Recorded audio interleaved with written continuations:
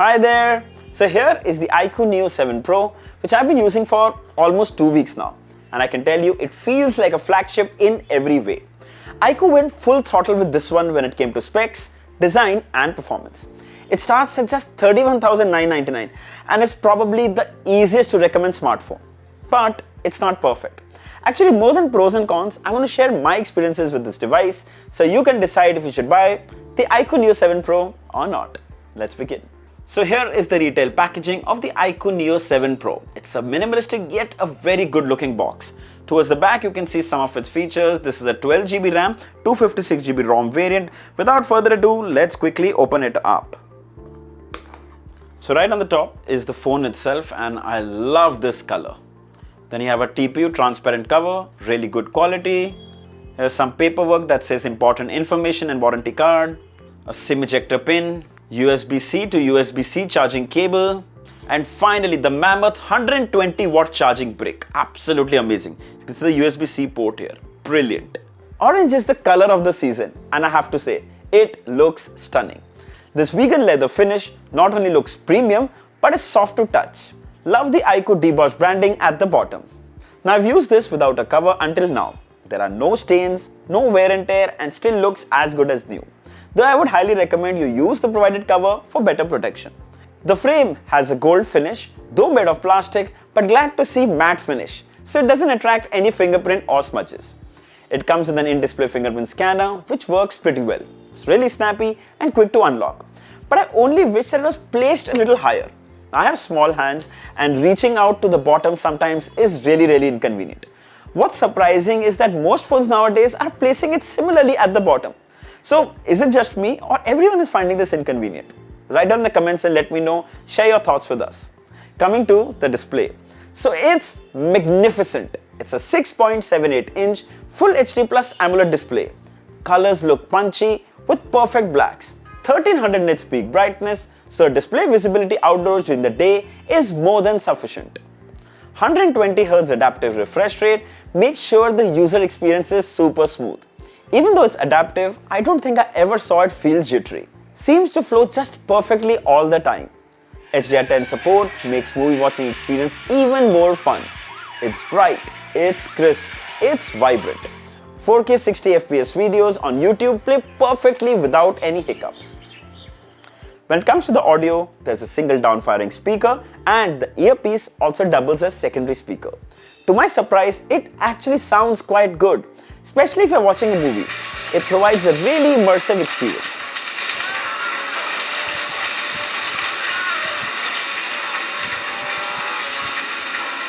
Like most premium devices, this one too skips the headphone jack. But we get an IR blaster with a smart remote app to control your home and office appliances like an air conditioner, TV and more. It's running the latest Android 13 with Fun Touch OS. We see some bloatware apps for sure, but seems little lesser than before. Though it really doesn't matter, the good thing is we can delete what we don't need, at least most of them. The interface overall is quite clean and it also has a lot of customization features like dynamic effects. There's so many light effects that you can change from here. Ultra game mode, when you can swipe this from the left while gaming, make tons of optimizations.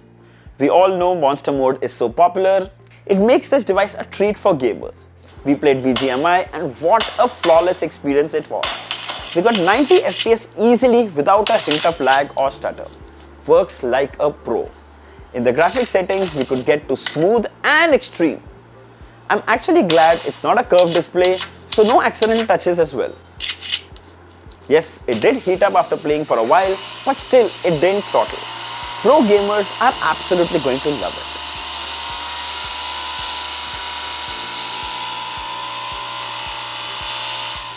Coming to the hardware. So it's powered by the Snapdragon 8 Gen 1, which is a tried and tested flagship chipset. A complete powerhouse when it comes to performance. Supports 5G network across all providers in India.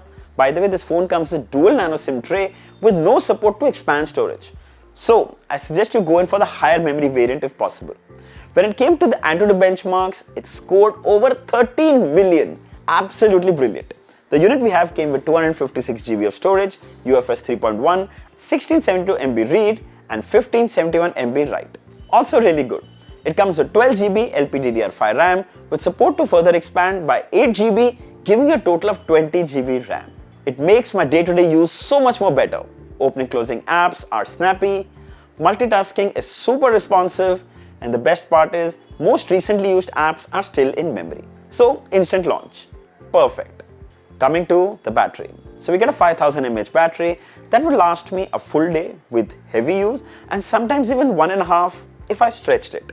But the best part is 120 watts charger is provided in the box, which gets you to 50% in less than 8 minutes. Full charge, which is 0 to 100% in about 20 to 25 minutes. Go for a shower and come out and your phone is fully charged. That's super convenient for me. Coming to the camera. So on the front we have a 16 megapixel punch hole selfie camera. On the rear is a 50 megapixel primary with OIS, 8 megapixel ultra wide and a 2 megapixel macro.